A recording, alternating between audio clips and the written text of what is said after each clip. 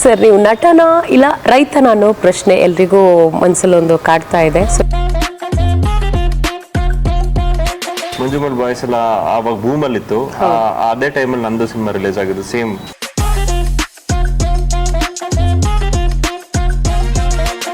ಅದೇ ಹೊಸಬ್ರು ಏನಾದರೂ ಸಿನಿಮಾ ತೆಗೆದಾಗ ಅದೇ ರಿವ್ಯೂ, ಅದೇ ಇದು ಯಾಕೆ ಬರಲ್ಲ? ಹಾಯ್, ಹಲೋ, ನಮಸ್ತೆ ವೀಕ್ಷಕರೇ. ನೀವು ನೋಡ್ತಾ ಇದ್ದೀರಾ TV11 ಕನ್ನಡ ಸಿನಿ ರಂಗದ ವಿಶೇಷ ಕಾರ್ಯಕ್ರಮ ಸಿನಿ ಅತಿಥಿಗೆ ಸ್ವಾಗತ. ನಾನು ಜಯಶ್ರೀ. ಇವತ್ತಿನ ಸಂಚಿಕೆಯಲ್ಲಿ ನಮ್ಮ ಜೊತೆ ಇದ್ದಾರೆ ಮಿಸ್ಟರ್ ನಟ್ವರ್ಲಾಲ್ ಖ್ಯಾತಿಯ ತನುಷ್ ಶಿವಣ್ಣ ಅವರು. ಅವರನ್ನ ಕಾರ್ಯಕ್ರಮಕ್ಕೆ ವೆಲ್ಕಮ್ ಮಾಡೋಣ. Hi sir, welcome to the show. Sir, ನೀವು ನಟನ ಇಲ್ಲ ರೈತನ ಅನ್ನೋ ಪ್ರಶ್ನೆ ಎಲ್ರಿಗೂ ಮನಸ್ಸಲ್ಲೊಂದು ಕಾಡ್ತಾ ಇದೆ. ಸೊ ಇದ್ರ ಬಗ್ಗೆ ಏನು ಉತ್ತರ ಕೊಡ್ತೀರಾ ನೀವು?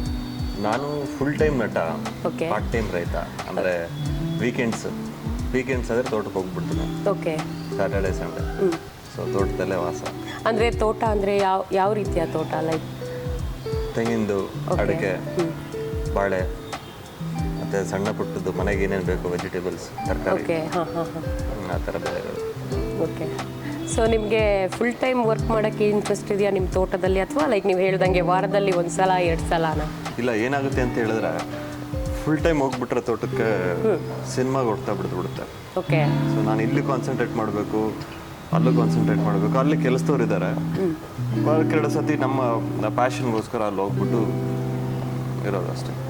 ಇವಾಗ ನಿಮ್ಗೊಂದು ಅವಕಾಶ ಸಿಗುತ್ತೆ, ಒಂದು ವಾರ ಫುಲ್ ಮಳೆ ಇರುತ್ತೆ, ತೋಟದಲ್ಲಿ ಇರಬೇಕಾದಂಥ ಒಂದು ಪರಿಸ್ಥಿತಿ ಬರುತ್ತೆ. ಸೊ ತೋಟದಲ್ಲೇ ಇರ್ತೀರಾ ಅಥವಾ ಹೆಂಗೆ? ತೋಟಕ್ಕೆ ಅಟ್ಯಾಚ್ಮೆಂಟ್ ಹೆಂಗಿದ್ದೀರಾ ನೀವು? ಆಬ್ವಿಯಸ್ಲಿ ಎವ್ರಿ ಗಿಡದಲ್ಲೂ ಅದು ನಮಗೆ ಒಂದ್ಸತಿ ಅಲ್ಲಿ ಅಟ್ಯಾಚ್ ಆಗೋಗ್ಬಿಟ್ರೆ, ನೀವು ಒಂದು ಗಿಡ ನೆಟ್ಬಿಟ್ರೆ ಆ ಗಿಡದ ಮೇಲೆ ಪ್ರೀತಿ ಜಾಸ್ತಿ ಆಗ್ತಾ ಹೋಗುತ್ತೆ. ಅದು ಬೆಳೀತಾ ಇದ್ದಂಗೆ ನಿಮಗೆ ಪ್ರೀತಿ ಜಾಸ್ತಿ ಆಗ್ತಾ ಹೋಗುತ್ತೆ. ಸೊ ನಾವು ತೋಟ ತಗೊಂಡಾದ್ಮೇಲೆ ಒಂದು 3 ಎಕರೆಗೆ ನಾವು ತೆಂಗಿನ ಮತ್ತೆ ಅಡಿಕೆ ಎಲ್ಲ ಹಾಕಿದ್ವಿ. ಅದು ಒಂದು ಪ್ರತಿ ಗಿಡದ ಮೇಲೂ ನನಗೆ ಪ್ರೀತಿ ಇದೆ.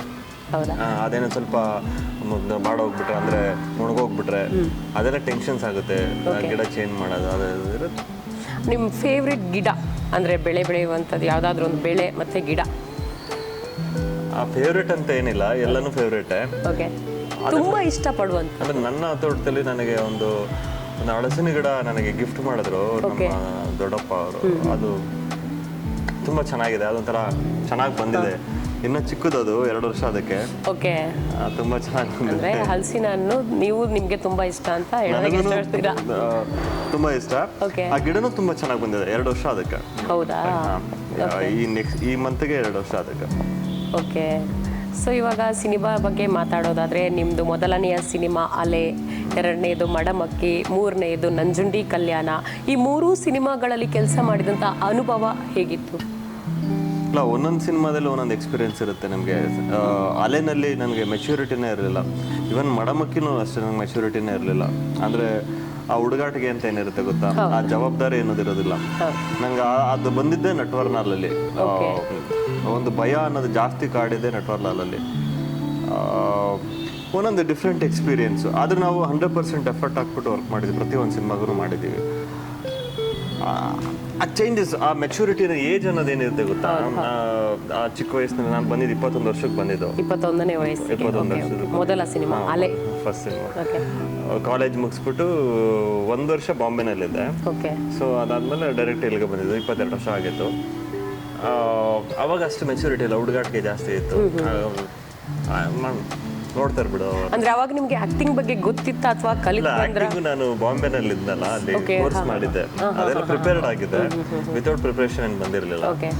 ಆದ್ರೆ ಏಜ್ ಆಗ್ತಾ ಇದ್ದಂಗೆ ನಿಮ್ಗೆ ನೀವು ಅದ್ ನೋಡೋ ಒಂದು ರೀತಿ ಅದೆಲ್ಲ ಚೇಂಜ್ ಆಗ್ತಾ ಹೋಗುತ್ತೆ. ನೀವು ಅದ್ರ ಮೇಲೆ ಪ್ರೀತಿ ಎಲ್ಲನೂ ಡೆಪ್ತ್ ಜಾಸ್ತಿ ಹೋಗ್ತಾ ಹೋಗುತ್ತೆ. ಅನುಭವ ಅಂದ್ರೆ ಮೊದಲೇ ಸಿನಿಮಾದಲ್ಲಿ ನಮ್ಗೆ ಏನೆಲ್ಲ ಗೊತ್ತಿಲ್ವೋ ಅದನ್ನೆಲ್ಲ ನಾವು ತಿಳ್ಕೊಂತಾ ಹೋಗ್ತೀವಿ. ಮತ್ತೆ ನಾವು ಯಾವುದೇ ಕಾರಣಕ್ಕೂ ನಾವು ಏನು ಅನ್ಕೊಂಡ್ಬಿಡ್ತೀವಿ, ಸ್ಟಾರ್ಟಿಂಗ್ ಡೇಸಲ್ಲಿ ನಾವು ಮಾಡಿದ್ರೆ ನೋಡ್ಬಿಡ್ತಾರೆ ಜನ, ನಾವು ಚೆನ್ನಾಗಿ ಮಾಡಿದ್ರೆ ನೋಡ್ಬಿಡ್ತಾರೆ ಅನ್ನೋ, ಅದೆಲ್ಲ. ಅದು ಬಿಟ್ಟು ಬೇರೆ ಏನೋ ಬೇಕು ಅವ್ರಿಗೆ. ಅಲ್ಲಿ ಬರೀ ಆ್ಯಕ್ಟ್ ಮಾಡಿದ್ರೆ ನೋಡೋದಲ್ಲ, ಅದು ನ್ಯಾಚುರಲ್ ಆಗಿರಬೇಕು. ಮತ್ತು ಅದೊಂದು ಪರ್ಫೆಕ್ಷನ್ ಇರಬೇಕು. ನೀವೇನೇ ಒಂದು ಮಾಡಿದ್ರು ಇವಾಗ ಕಾಫಿ ಮಾಡಿದ್ರು ಕಾಫಿಗೆ ಶುಗರ್ ಜಾಸ್ತಿ ಹಾಕಿದ್ರೆ ಹಿಂಗೆ ಕುಡಿಯೋದಕ್ಕಾಗಲ್ವೋ, ಆ್ಯಕ್ಟಿಂಗಲ್ಲೂ ಅಷ್ಟೇ ಮತ್ತು ಪ್ರತಿಯೊಂದರಲ್ಲೂ ಅಷ್ಟೇ ಆ ಪರ್ಫೆಕ್ಷನ್ ಅನ್ನೋದು ಇರಬೇಕು. ಆ ಪರ್ಫೆಕ್ಷನ್ ಅನ್ನೋ ಬರೋದೇ ನಿಮಗೆ ಒಂದು 5 ವರ್ಷ ಆದಮೇಲೆ ಅಟ್ಲೀಸ್ಟ್ ಒಂದು ಇಂಡಸ್ಟ್ರಿಯಲ್ಲಿ 5 ವರ್ಷ ಆದಮೇಲೆ ಆ ಪರ್ಫೆಕ್ಷನ್ ಅಂತ ಬರೋದು. ನಿಮಗೆ ಏನು ಮಾಡಬೇಕು ಅಂತ ಗೊತ್ತಾಗುತ್ತೆ, ನಿಮ್ಮ ಮೇಲೆ ನೀವೇನು ವರ್ಕ್ ಮಾಡಬೇಕು ಅನ್ನೋದು ಗೊತ್ತಾಗದೆ ಅವಾಗ ನಮಗೆ. ಅಂದರೆ ನೀವೀಗ ಆ್ಯಕ್ಟಿಂಗ್ ನೋಡಿಬಿಟ್ಟು ನಿಮಗೂ ಆ್ಯಕ್ಟಿಂಗ್ ಮಾಡಬೇಕು ಅನ್ನೋ ಆಸೆ ಹುಟ್ಕೊಂಡಿರೋದು? ಇಲ್ಲ, ನನಗೆ ಆ ಥರ ಏನಿರಲಿಲ್ಲ. ಓಕೆ. ನಮಗೆ ಎಂಡ್ ಅಂತ ಏನಿಲ್ಲ ಇದರಲ್ಲಿ. ಇವತ್ತು ನಾನು ಯಾವುದೋ ಒಂದು ನೋಡಿದ್ರೆ ತುಂಬ ಚೆನ್ನಾಗಿ ಮಾಡಿದ್ಯಾ ಅಂತ ಹೇಳಿದ್ರೆ ಸೀನ್ ನಾನು ನೋಡಿದ್ರೆ ನನಗೆ ಇನ್ನೂ ಚೆನ್ನಾಗಿ ಮಾಡಬೇಕಾಗಿತ್ತು ಅಂತ ಇವತ್ತು ಅನಿಸುತ್ತೆ. ಅವತ್ತಿಗೆ ಅದು ಚೆನ್ನಾಗಿದೆ ಅಂತ ಅನಿಸುತ್ತೆ, ಮಾಡಬೇಕಾದ್ರೆ ಅದು ಚೆನ್ನಾಗಿರುತ್ತೆ ಅಂತ ಅನಿಸುತ್ತೆ. ನೆಕ್ಸ್ಟ್ ಡೇ ಆ ಸೀನು ನೋಡಿದ್ರೆ ಇನ್ನೂ ಏನೋ ಒಂದು ಮಾಡಬೇಕಾಗಿತ್ತು. ಆ ಥರ ಕರೆಕ್ಷನ್ಸ್ ತುಂಬ ಮಾಡಿದ್ದೀವಿ ಸಿನಿಮಾಗಳಲ್ಲಿ. ಸೊ ಹಾಗೆ ಮತ್ತು ಇದನ್ನ ಯಾರು ನೋಡ್ಬಿಟ್ಟು ಮಾಡಬೇಕು ಅಂತ ಆ ಥರದ್ದೇನು ಬರಲಿಲ್ಲ. ನಾವು ಸ್ಕೂಲಲ್ಲಿ ಇರಬೇಕಾದ್ರೆ ಸಣ್ಣ ಪುಟ್ಟ ಡ್ಯಾನ್ಸು ನಾಟಕಗಳು ಎಲ್ಲ ಮಾಡ್ತಾ ಇದ್ವಿ. ಆದರೆ ಸ್ಕೂಲ್ ಇಚ್ಛೆಯಿಂದ ಆ್ಯಕ್ಟಿಂಗ್ ಮಾಡಬೇಕು ಅನ್ನೋದು ಆಸೆ ಹುಟ್ಟಿ ನೀವು ಆ್ಯಕ್ಟರ್ ಸ್ಕಿಟ್ ಮಾಡ್ತಾ ಇದ್ವಿ ಸ್ಕೂಲಲ್ಲಿ ಇರಬೇಕಾದ್ರೆ. ಅದಾದಮೇಲೆ ಕಾಲೇಜಿಗೆ ಬಂದಾದಮೇಲೆ ಏನೂ ಮಾಡೋಕ್ಕಾಗಿಲ್ಲ, ಬ್ಯುಸಿ ಓದೋದ್ರಲ್ಲಿ. ಮತ್ತು ಅದಾದಮೇಲೆ ಬಾಂಬೆಗೆ ಹೋದ್ವಿ. ಬಾಂಬೆಲ್ಲ ಮತ್ತೆ ಕಂಟಿನ್ಯೂ ಆಯಿತು. ಮತ್ತು ರಾಜೇಂದ್ರ ಕಾರಂತ್ ಅವ್ರ ಜೊತೆ ಸ್ವಲ್ಪ ಚಿತ್ತಾರ ಅಂತ ಒಂದು ಟೀಮಲ್ಲಿ ಸ್ವಲ್ಪ ನಾಟಕಗಳೆಲ್ಲ ಮಾಡಿದೆ. ಮರಿಯಮ್ಮನ 3ನೇ ಮಗಳು, ಬೀಚಿ ಹೌಸ್ ಮತ್ತು ಕೆಲವೊಂದು ಮಾಡಿದ್ವಿ. ತುಂಬ ಶೋಸ್ ಮಾಡಿದ್ವಿ, ಒಂದು 25 ಶೋ ಮಾಡಿದ್ವಿ. ಹಂಗೆ ಕಂಟಿನ್ಯೂ. ಆಮೇಲೆ ಇದು ನಂಜುಂಡಿ ಕಲ್ಯಾಣದಲ್ಲಿ ಒಂಥರ ಡಿಫ್ರೆಂಟ್ ಕ್ಯಾರೆಕ್ಟರ್ ನಿಮ್ಮ ಜೊತೆ ಕುರಿ ಪ್ರತಾಪ್ ಸರ್ ಇರ್ಬೋದು. ಅಂದರೆ ಅದು ಮೂವಿನ ಒಂಥರ ಡಿಫ್ರೆಂಟ್ ಆಗಿತ್ತು. ಅದ್ರ ಬಗ್ಗೆ ಹೇಳೋದಾದರೆ ನೀವೀಗ ಕಾಮಿಡಿ ವರ್ಕೌಟ್ ಆಗುತ್ತೆ ಅನ್ಕೊಂಡು ಏನೋ ಮಾಡಿದ್ವಿ ಆ್ಯಕ್ಚುಲಿ. ಅಂದರೆ ಕುರಿ ಪ್ರತಾಪ್ ಸರ್ ಏನು ಮಾಡಿದ್ರು, ಲೇಡಿ ಗೆಟಪ್ ಅಲ್ಲಿದ್ರು, ನೀವು ಅವ್ರ ಜೊತೆ ಅವ್ರು ಪೇರ್ ಆಗಿದ್ರಲ್ಲ. ಆವಾಗ ಇರೋ ಅನುಭವನೇ ಒಂಥರ ಬೇರೆ ಥರ ಇರುತ್ತೆ. ಅದು ಲೈಕ್ ರಿಯಲ್ ಲೈಫಲ್ಲಿ ಒಂಥರ ಇರುತ್ತೆ. ಆಮೇಲೆ ಅದು ಆ್ಯಕ್ಟಿಂಗ್ ಫೀಲ್ಡಲ್ಲಿ ನಿಮಗೆ ಆ್ಯಕ್ಟ್ ಮಾಡುವಾಗ ಯಾವ ಥರ ಅಂತ, ಯಾಕೆಂದ್ರೆ ನಿಮಗೆ ಗೊತ್ತು ಇವ್ರು ಕುರಿ ಪ್ರತಾಪ್ ಅಂತ ನಿಮ್ಗೆ ಗೊತ್ತಿತ್ತು. ಆದರೆ ಆ್ಯಕ್ಟಿಂಗಲ್ಲಿ ಅವ್ರಿಗೆ ಪಾತ್ರ ಮಾಡಿದಾರಲ್ವಾ, ಏನದು ತೋರಿಸೇ ಇಲ್ಲ. ಅಂದರೆ ಡೈರೆಕ್ಟ್ ಕಮ್ಯುನಿಕೇಶನ್ ಆ ಥರ ಏನು ಅಂದರೆ ಆ ಥರದ್ದೇನು ತೋರಿಸಿಲ್ಲ. ಇಬ್ಬರು ಫ್ರೆಂಡ್ಸು, ಓಕೆ, ಅದೇ ಥರನೇ ತೋರಿಸಿರೋದು. ಅಂದ್ರೆ ಅವ್ರು ಇಂಡಿವಿಜುವಲ್ ಆಗಿ ಬಂದಾಗ ಆ ಥರ ಕ್ಯಾರೆಕ್ಟರ್ ಇದೆ ಅವ್ರದ್ದು, ನನ್ನ ಜೊತೆ ಇದ್ದಾಗ ಬೇರೆ ಥರ ಕ್ಯಾರೆಕ್ಟರ್ ಇದೆ ಅದು. ಸೊ ಆ ಥರ ನಾವು ಸ್ಕ್ರೀನ್ ತೋರಿಸಿಲ್ಲ. ಆಮೇಲೆ ಅದೇನಾಗೋಯ್ತು ಅಂತ ಹೇಳಿದ್ರೆ, ನಮ್ಮ ಇಲ್ಲಿ ಜನಗಳು ಅದನ್ನೆಲ್ಲ ಅವಾಗ್ಲಿಂದ ಅಷ್ಟು ಗೊತ್ತಿರಲಿಲ್ಲ. ಈ ಗೆ ಮತ್ತು ಲೆಸ್ಬಿಯನ್ LGBT ಕಮ್ಯುನಿಟಿ ಬಗ್ಗೆ ಅಷ್ಟು ಗೊತ್ತಿರಲಿಲ್ಲ. ಸ್ವಲ್ಪ ನಾವು ಬೇಗ ಅದನ್ನ ಮಾಡ್ಬಿಟ್ವೇನೋ. ಮತ್ತೆ ಕಾಮಿಡಿ ಈ ಥರ ಸಬ್ಜೆಕ್ಟ್ ಮೇಲೆ ಕಾಮಿಡಿ ಮಾಡಕ್ಕೆ ಹೋಗ್ಬಾರ್ದು ಅಂತ ಒಂದು ರಿಯಲೈಸೇಷನ್ ಆಗಿದ್ದು ನಮ್ಮ ನಂಜುಂಡಿ ಕಲ್ಯಾಣ ಮಾಡೋದು. ಯಾಕೆಂದರೆ ಅದು ತುಂಬ ಸೆನ್ಸಿಟಿವ್ ಟಾಪಿಕ್. ಕರೆಕ್ಟ್. ಆಮೇಲೆ ಸಿನಿಮಾ ರಂಗದಲ್ಲಿ ಯಾವುದಾದ್ರೂ ಒಂದು ಸಿಹಿ ಘಟನೆ, ಅದರ ಜೊತೆಗೆ ಒಂದು ಕಹಿ ಘಟನೆ. ಸಿನಿಮಾ ರಿಲೀಸ್ ಆಗ್ತಾ ಇದೆ, ಇವಾಗ ಪ್ರತಿಯೊಂದು ಸಿನಿಮಾ ಮಾಡಿರ್ತೀವಲ್ಲ, ಆ ಸಿನಿಮಾ ರಿಲೀಸ್ ಆಗ್ತಾ ಇದೆ ಅನ್ನೋದಾಗ ಆ ಡೇ ಎಲ್ಲ ನಮಗೆ ಸಿಹಿನೇ. ಓಕೆ, ಅದು ಹೋಗುತ್ತೆ ಗೊತ್ತಾ, ಹೌದು, ಒಂದು ವಾರ ಆದ್ಮೇಲೆ ಅವಾಗ ಕಹಿ. ಅದು ಸಕ್ಸಸ್ ಆದ್ರೆ ಸಿಹಿ, ಸೋತ್ರೆ ಕಹಿ ಅಷ್ಟೇ. ಅಂದ್ರೆ ತುಂಬಾ ಲಾಂಗ್ ಟರ್ಮ್ ಖುಷಿ ಅಂತ ಪಡೆದಿದ್ದು ಯಾವ ವಿಚಾರವಾಗಿ ಇಂಡಸ್ಟ್ರಿಯಲ್ಲಿ? ಸ್ವಲ್ಪ ಜಾಸ್ತಿನೇ ಖುಷಿ ಅದು. ಇವಾಗ ನೀವು ಹೇಳಿದ್ರಿ ಮೂವಿ ರಿಲೀಸ್ ಆಗೋದು ಖುಷಿ, ಆಮೇಲೆ ಅದು ಓಡೋದಿದೆಯಲ್ಲ ಅದು ನೆಕ್ಸ್ಟ್ ಅಂತ. ಸೊ ಅದು ಬಿಟ್ಟು ಒಂದು ವರ್ಷ ನೀವು ಅದೇ ಯೋಚನೆ, ಇಲ್ಲ 6 ತಿಂಗಳು ಅದೇ ಯೋಚನೆಯಲ್ಲಿ ಖುಷಿಯಲ್ಲಿ ಇದ್ದಿದ್ದ ದಿನ ಯಾವುದಾದ್ರು? ನಂಗೆ ನಟ್ವರ್ಲಾಲ್ ಸ್ಯಾಟಿಸ್ಫ್ಯಾಕ್ಷನ್ ಇದೆ.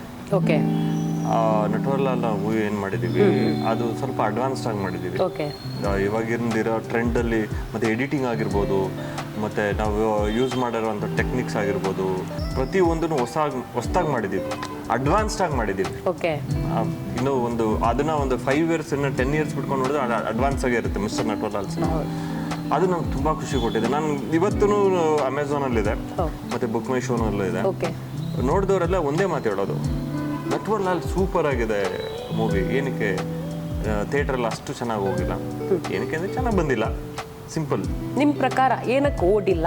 ಚೆನ್ನಾಗಿ ಬಂದಿಲ್ಲ ಅನ್ನೋದು ಅದು ಸೆಕೆಂಡ್ರಿ. ಜನ ಬಂದಿಲ್ಲ, ಜನ ಬಂದಿಲ್ಲ. ಸಿನಿಮಾ ಚೆನ್ನಾಗಿದೆ, ರಿವ್ಯೂಸ್ ಎಲ್ಲ ಸೂಪರ್, 4 ಸ್ಟಾರ್ ಎಲ್ಲ ಬಂದು. ನನಗೆ ತುಂಬಾ ಹಂಗಂತ ಫುಲ್ ಬಂದೇ ಇಲ್ಲ ಅಂತ ಏನಿಲ್ಲ, 2 weeks ಹೋಯ್ತು ಸಿನಿಮಾ.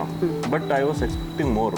ಅಂದರೆ ಬೇರೆ ಲ್ಯಾಂಗ್ವೇಜು, ಮಂಜುಮಲ್ ಬಾಯ್ಸ್ ಎಲ್ಲ ಆವಾಗ ಬೂಮಲ್ಲಿತ್ತು. ಅದೇ ಟೈಮಲ್ಲಿ ನಂದು ಸಿನಿಮಾ ರಿಲೀಸ್ ಆಗಿದ್ದು, ಸೇಮ್ ನೆಕ್ಸ್ಟ್ ವೀಕ್ ಅನ್ಕೋತೀನಿ. ಆ ಟೈಮಲ್ಲಿ ರಿಲೀಸ್ ಆಗಿದ್ದು ನಮ್ಮ ಸಿನಿಮಾ. ಎಲ್ಲೋ ಒಂದು ಕಡೆ ಮರೆ ಆಗೋಯ್ತೇನೋ ಮತ್ತೆ ನನ್ನ ಜೊತೆ ಒಂದು ಕೆಲವೊಂದು ಸಿನಿಮಾಗಳು ರಿಲೀಸ್ ಆದವು.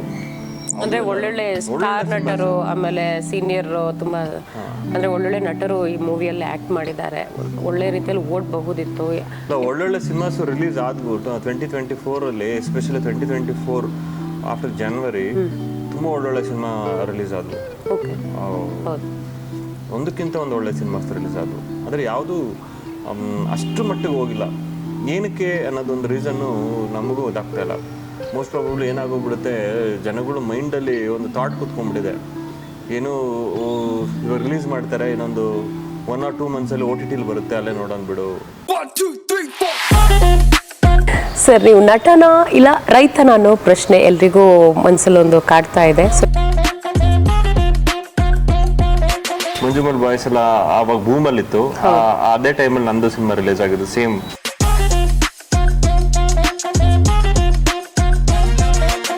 ಅದೇ ಹೊಸಬ್ರು ಏನಾದರೂ ಸಿನಿಮಾ ತೆಗೆದಾಗ ಅದೇ ರಿವ್ಯೂ, ಅದೇ ಇದು ಯಾಕೆ ಬರಲ್ಲ?